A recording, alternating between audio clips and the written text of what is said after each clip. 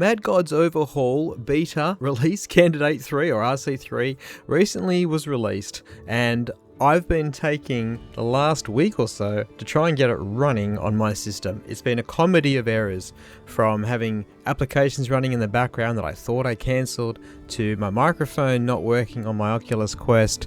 It was a rather frustrating experience, but I'm pleased to say it does work as advertised.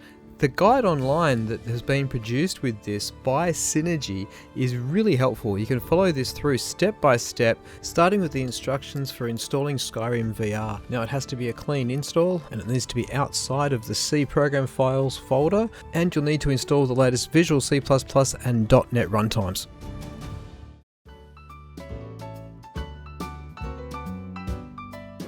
So I started by downloading the Mad God's Overhaul Beta RC3, as you can see on the screen. Save it into a location that you're going to remember later on. I put mine on my D drive. The Wabbajack file is a 2.6 gigabyte file, and it is downloaded as a compressed file, so you're going to have to unpack that. I personally used WinRAR, but you can also use 7-zip, and just make sure that the contents are stored in a folder that you can easily access. Like I've done here, I've put them all into a new folder that I called MGO Download. For this walkthrough, I'd already installed Wabbajack. It's very simple to install though, a simple download and run, but you will need to have a paid Nexus Mods account for this to work, otherwise you're going to be here for a long time. I then created another folder on one of my hard drives, and I just called it SkyrimVR MGO, being my installation folder. Next, you're going to want to click on Browse Lists on the left hand side, and then click the Install from Disk icon in the top right, and then navigate to where you unpacked that downloaded Wabbajack file. Now you're going to have to specify an installation path and also downloads location. The downloads location will be mapped based on the installation location. In this case, I chose to put mine into a folder on the same drive as my MGO download path, and I just called it SkyrimVR MGO.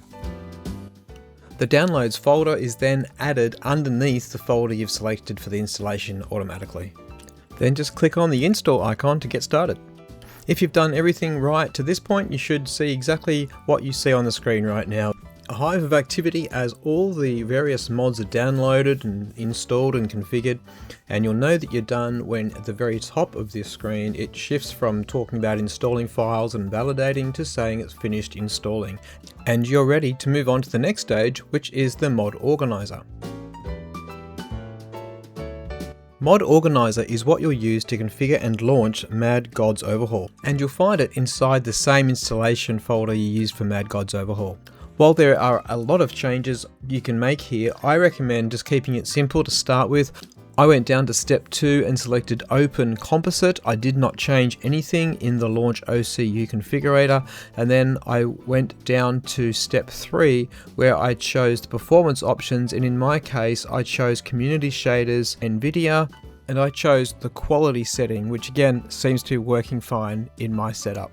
If your video card has less than 16 gig of VRAM, it is recommended to run the VRAMr setting, which you'll find in the top right drop-down. You run that utility by selecting it in the drop-down one time. It's then going to kick off this process to compress your textures to make the loading time a lot smoother for you. Press 1 to accept the located installation folder.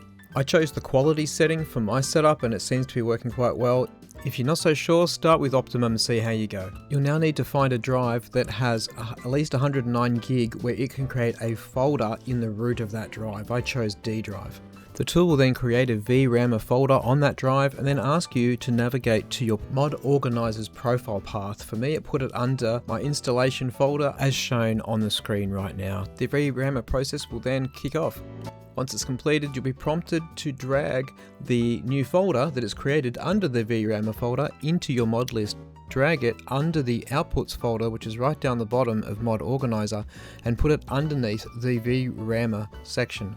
Note that it will cause Mod Organizer to hang for a little bit while the folder is dragged in, and once you've dragged it in, you'll have to check the tick box next to the folder so that the mod is activated. And make sure you do select Launch MGO Do Not Unlock instead of VRAMr before you continue. Now if you don't have virtual desktop, you're going to want to purchase that application. I think it's around $35 US, and you want to configure it for OpenXR runtime VDXR unless your headset is designed specifically for the Steam VR engine, for example, Valve headset. It's also recommended to disable adaptive quantization, and apart from what you see on the screen, I left everything else as default.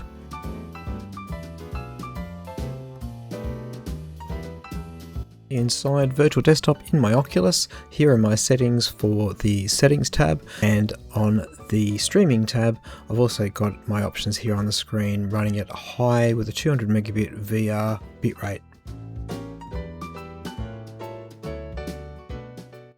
And with that being done, guess what? You're ready to jump in and launch from the mod organizer. Hopefully it looks as pretty for you as it did for me. My strong recommendation is to get in the game, walk around, make sure it's functioning before you go and make any other advanced changes, and I would strongly recommend following the supplied guide at Synergyvr.org just to be sure. The first thing you're going to notice is how much control you have over your character creation is insane. Some descriptions I can't even include in this video without blurring it all out.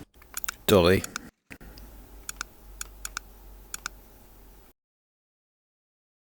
Oh, it's a cute dragon. Hello, dragon. Oh, it's interactive. That's so cool. Some of the biggest changes from performance will be from community shaders, accessed by pressing the End key on the keyboard inside the game. The Synergy guide includes these settings recommended by one of the users, as well as some options for improving your performance. Destiny calls you.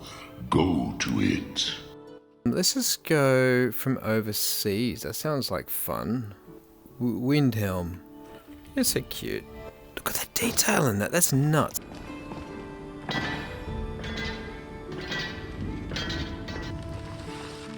Clear skies. Perfect weather for traveling. What is it? Curse of the Dead Bride. Elisif has not spoken recently. The strange bond we seem to share. I should speak with her and see if there's mutual feelings of love between us. Apparently I'm of the Lesbanian family, so I need to get to Solitude. This looks incredible. No secret the Aretino boy is doing some ritual, trying to call the Dark Brotherhood. Hey, watch it! I just touched you, it's okay, I just touched you. So let's just check my weapons. I've got lots of weapons, that's cool. Well, I've got a shield and sword combo, that's pretty good, but I also want to get my bow and arrow. Longbow. I'll make that a favourite, which is B. So then I can hold down my two triggers over here and I get, there we go, okay.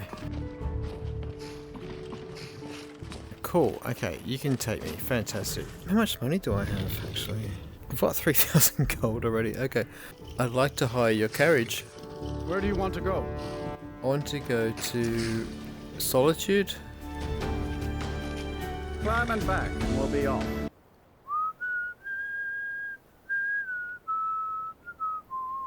Check it out. That's beautiful, isn't it?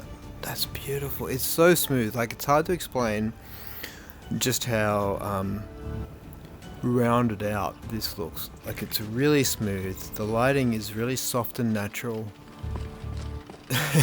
Sorry, this is just so nice. You've come to Solitude to join the Legion. Speak to Rika. Just don't set fire to yourself. Or you'll end up like Rogvir. It just looks amazing. It just looks amazing. Do you need something? Look at that. Wow. Hi there. It just continually looks better than I remember it from the previous setting. Look at the rainbow colours up there. It's so nice. It's genuinely so cool.